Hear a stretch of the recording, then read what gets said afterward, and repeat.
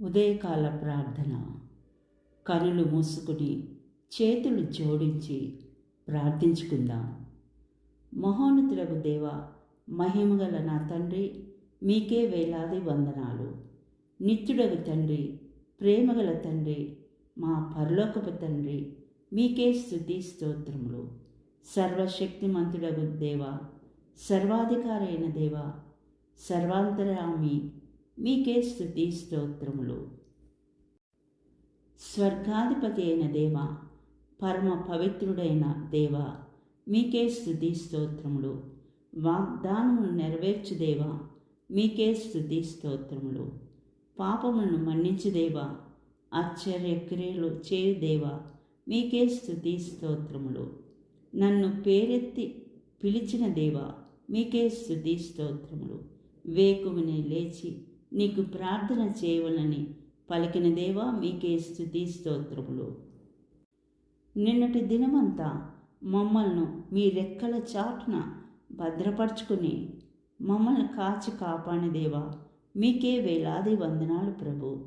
ఈ దినాన్ని మాకిచ్చి మిమ్మల్ని స్తుతించుటకు ఇచ్చిన ఈ గొప్ప సమయాన్ని బట్టి మీకే స్తుతి స్తోత్రములు ప్రభువా. ఈ సమయంలో ప్రార్థిస్తున్న ప్రతి బిడ్డ ప్రార్థన ఆలకించండి ప్రభా.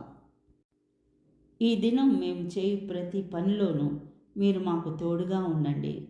మా ప్రణాళిక, మా ఆలోచన కాదు ప్రభువా, మీ చిత్త ప్రకారము మీ ప్రణాళిక చొప్పున నన్నును మమ్మల్ని నడిపించండి ప్రభు. అనారోగ్యంతో బాధపడుతున్న వారిని ముట్టి స్వస్థతను దయచేయండి ప్రభు.